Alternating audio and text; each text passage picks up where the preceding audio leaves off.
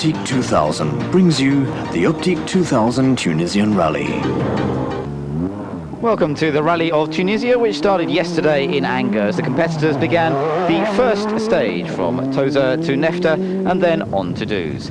The man to get away first of all was Timo Salonen, the ex-World Rally Champion back in 1985, now works driver for the Citroen Rally Raid team.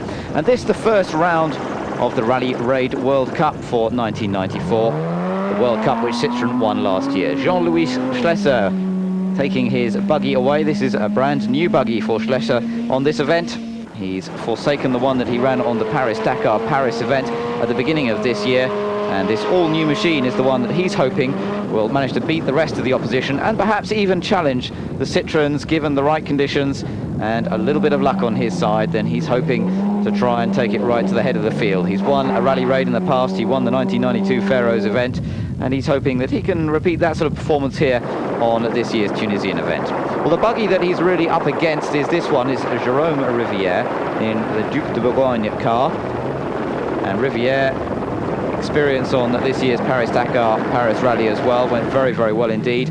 And he's the one that Schlesser's really battling with at the moment. And this, in fact, is the car that Schlesser ran on the Paris-Dakar event, now being driven by Jutta Kleinschmidt, the lady motorcycle rider who's performed superbly well on two wheels in the marathon rallies in the past and now going to four wheels.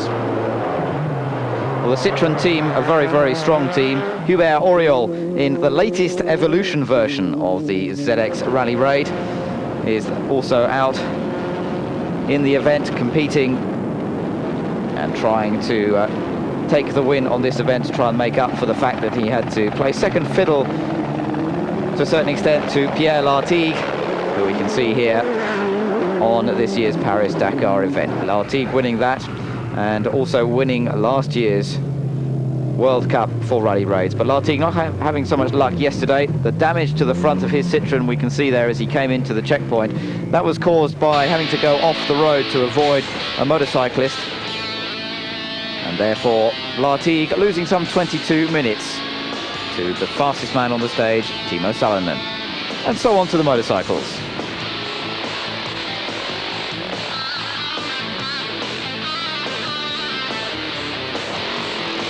The start for the motorcycles. That began a little earlier than the cars, in fact. And so the cars had the task of trying to overtake many of the bikes as they went through this 215-mile stage.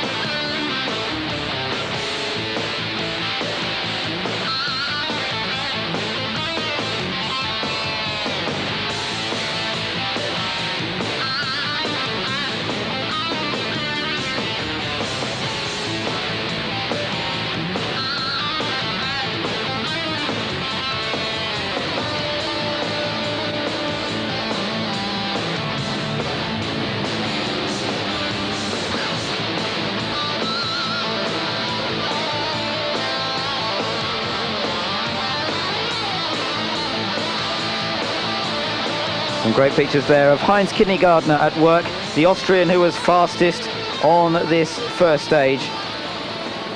And Kindergartner actually suffering a fall as well, still managing to take the fastest time of the day, but that managed to do some damage to the bike and to himself. He managed to hurt his wrist quite seriously in that fall yesterday, so that could affect him for the rest of the rally. Number 4, Jordi Arcarons, who was second fastest yesterday, the Spaniard who has never yet won one of these Rally Raid events, and yet he's competed in them now for around 4 years. He's a multiple Spanish Rally Raid champion and Spanish Enduro champion, but yet still to take a major win on this type of event. Number 2, Stefan Peter Hansel, has certainly taken several wins in his career, one of the most successful of the Rally Raid motorcyclists, and looking forward to this event, making a return for the Yamaha Works team after nearly a year away.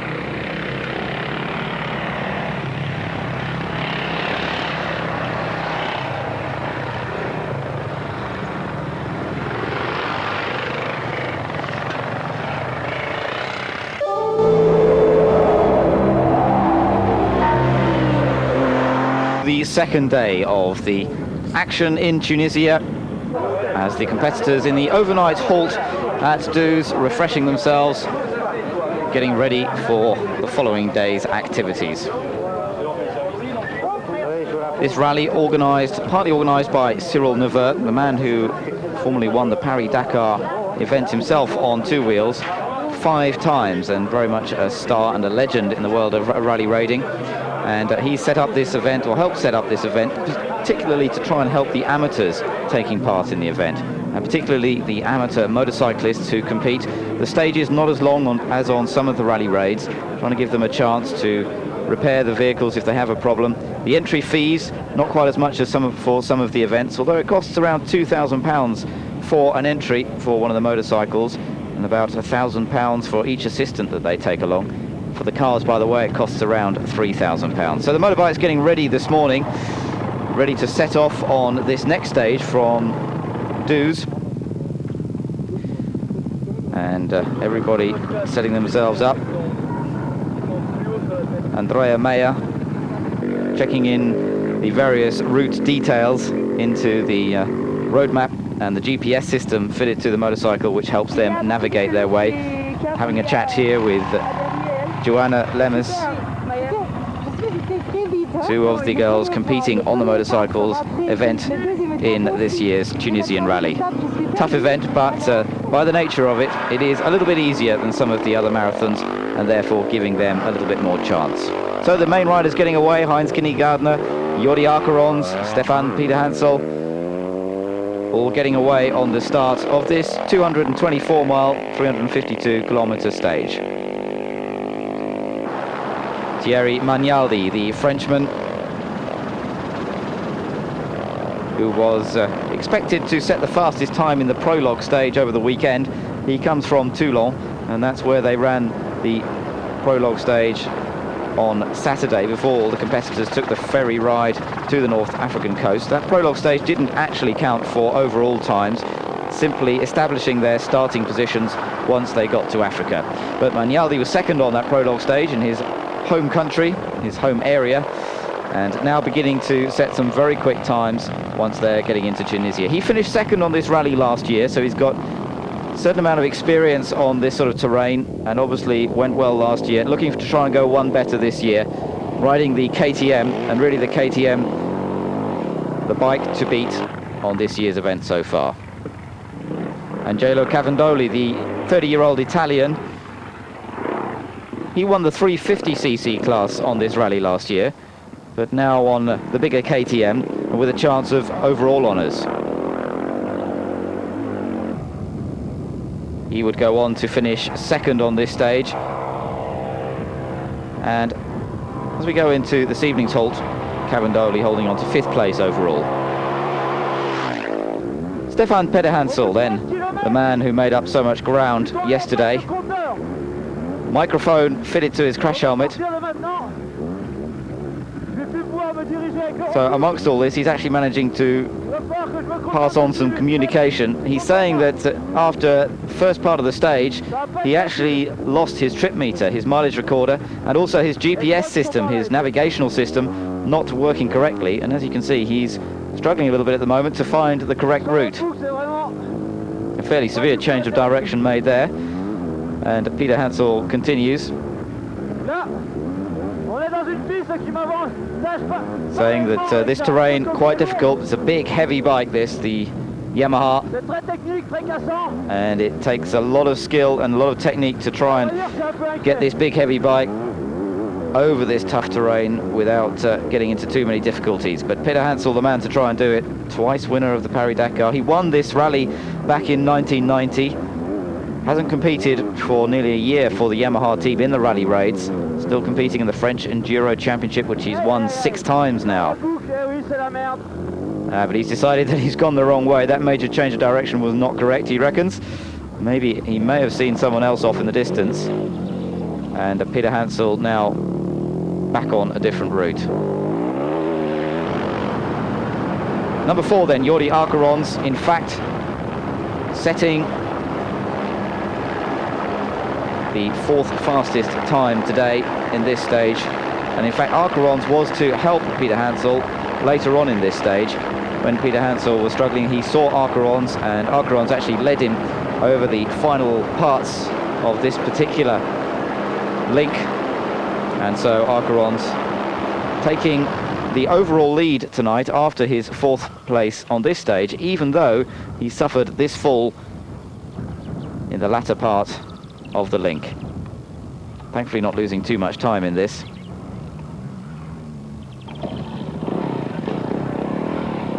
And he continued on his way to Ramada for the overnight bivouac.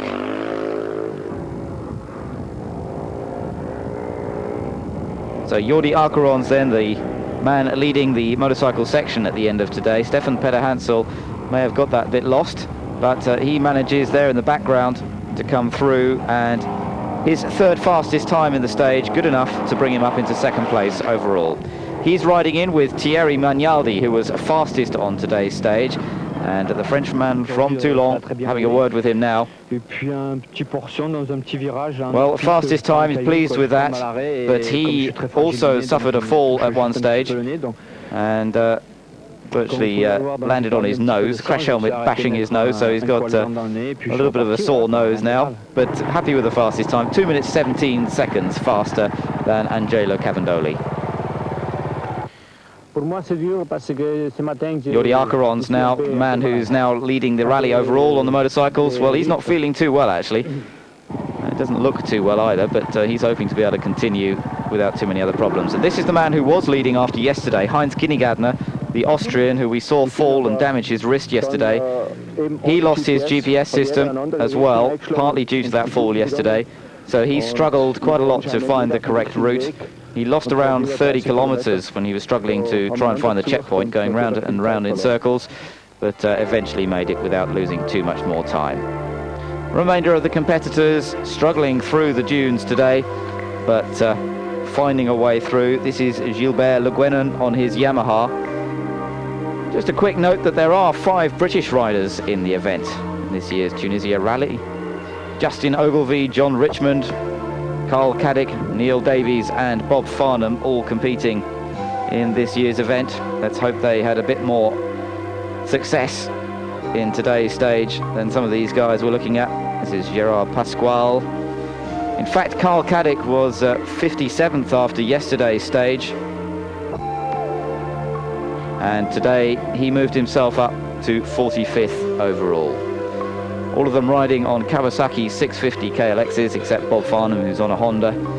And Carl Caddick, a good performance, up in the top 16. A good effort when you imagine there's 120 bikes competing, many of them privateers, many of them struggling a bit, as we can see this poor chap, and the local inhabitants deciding it's far better to walk their bicycles rather than ride the bikes. This is the only sidecar outfit in the event, unsurprisingly. There are 2 quads competing as well. This the German entry of Klaus Melzer and Herbert Ries. So a tough day for some of the motorcycles. All sorts of action and dramas. We're going to come back in just a few minutes' time with the action from the cars of today. See if their antics matched the motorcycles as well.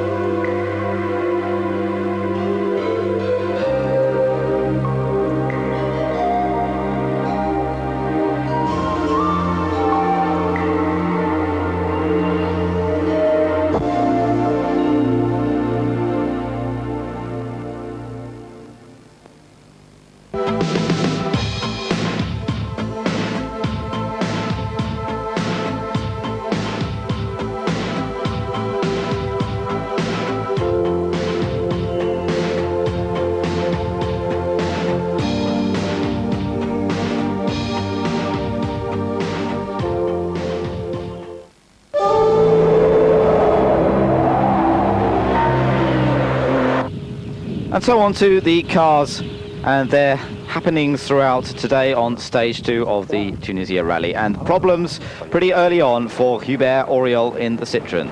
This the Evolution car, the one that Guy Freckelin of the Citroen team hoping to see how it went on this particular rally and see how it developed. Well, problems today for Hubert Auriol. Damage inflicted to the front of his vehicle, and he had to wait quite a long time in the stage before the support truck arrived. Christian Bionard and Francis Dellenboeuf on the support truck, the number 272 Mercedes, which competes in the rally as well as providing all the spare parts, bits and pieces, and the two drivers also experienced mechanics, so they can come along and bring the parts and repair the Citroens should there be any difficulties. Well, they were called upon today, but it did take quite a long time for them to first of all find Auriol and then to actually fit the right parts. And so Hubert Auriol in this incident really losing any chance that he had of winning this year's event. A great shame for the ex-motorcyclist who then switched to four wheels, has had a lot of success since his debut on four wheels in 1987. Won the Paris-Dakar event back in 1992 when he was driving for Mitsubishi, but he's not going to win the Tunisia Rally this year. Great shame. We had a word with him at the end of the stage. Well, he's explaining what happened. They had to run off the track a little bit to avoid one of the other competitors, and the car dropped down a fairly big step and obviously hit the front of the car quite seriously, and it damaged the radiator. So unfortunately they had to stop pretty much straight away. Thankfully the support truck coming along replacing the radiator, but there you can see it's all being hung on, strapped in there, and they managed to make it through to the end. But he lost over 3 hours, nearly 3.5 hours in fact, in the course of all that. So Hubert Auriol really very much out of the event. A great shame for him, and it means that the challenge for the overall lead now really is to be shared between the two remaining Citroens, Pierre Lartigue and Timo Salonen. Fastest today on the stage was in fact Pierre Lartigue, current champion of the Rally Raid World Cup. He was fastest by 8 minutes, well in fact nearly 9 minutes in today's event over Timo Salonen, but Salonen retaining the overall rally lead after his performance yesterday when he was some 22 minutes faster than Lartigue. So we could see a good battle between those two in the rest of the rally. This is Jean-Louis Schlesser once again in his remarkable looking buggy, and he's driving this one very much on his own.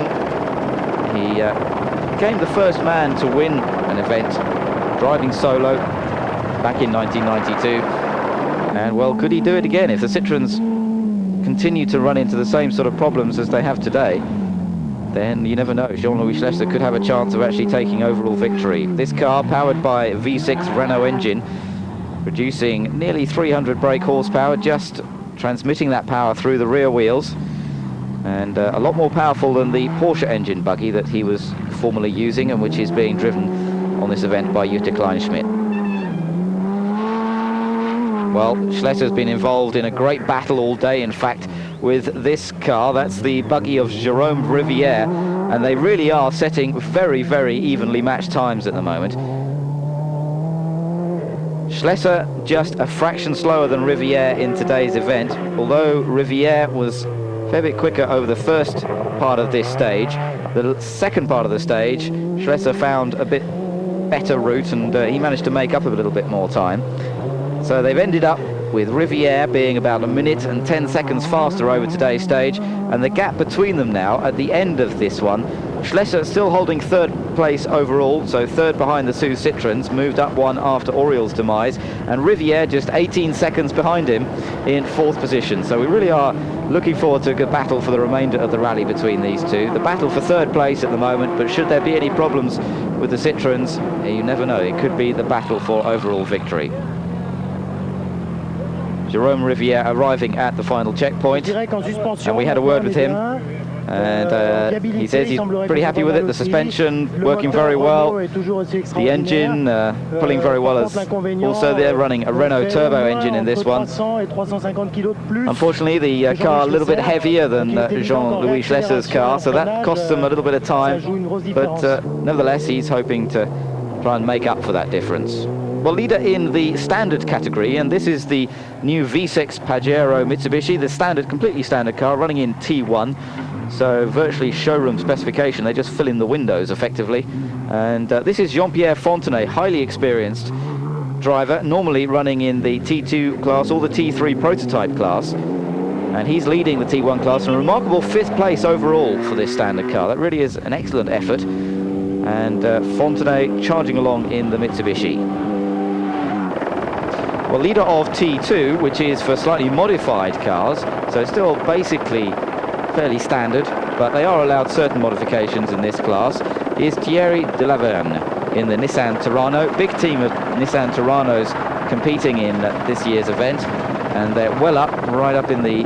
They've got most of the team in the top 16, in fact, at the moment. 6th place overall for Delaverne, and leader in the T2 category, but slightly embarrassed perhaps by the fact that Jean-Pierre Fontenay in the T1 car is 1 place ahead of him overall.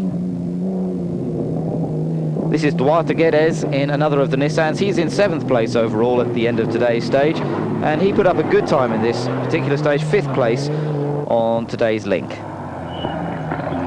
So he was just behind the 2 warring buggies in his time today. Give you some idea, he's about 15 minutes slower over this 224-mile link than the 2 buggies. Number 212 is Dominique Housiot, another one of this Nissan Terrano team, and this is the buggy we mentioned of Schlesser, but this one being driven by Jutta Kleinschmidt. Lady having her debut on 4 wheels in the Tunisian Rally, and she was 11th on today's stage. She holds on to 9th place overall as the competitors go to their overnight bivouac halt at Ramada. Well, the 2 vehicles going through here. Sven Quandt there in the number 222 Mitsubishi Pajero, German driver. He's holding on to 17th place overall. And this is Wolfgang Giebler, another of the Germans in the Mitsubishi team, and he was 14th on today's stage. Well, the trucks competing as well in the T4 category, and this the leading Tatra of Horst Gödel. They had been in 42nd place overall after the first stage. They dropped down a little bit overall today, but still leading the truck section.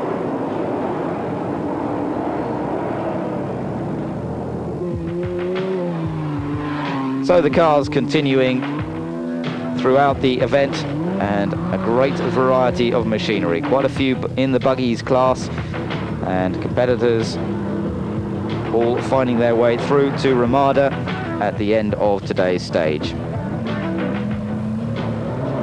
Rally continues all the way through the week. Tomorrow's section sees them move from Ramada to El Bourma, the most southerly point of Tunisia that the rally reaches throughout the course of the week.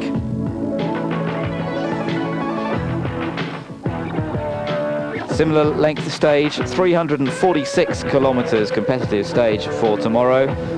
Total length of 374 kilometers to the El Bourma bivouac.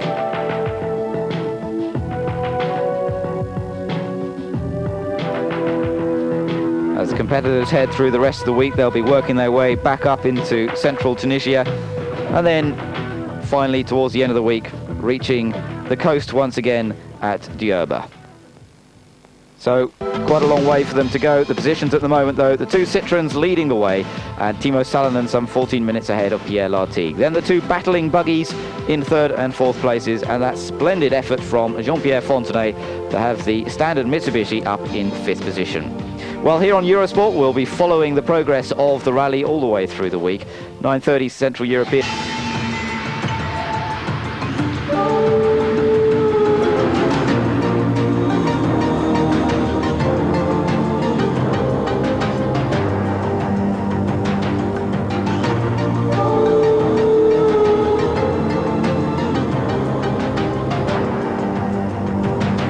Optique 2000 brought you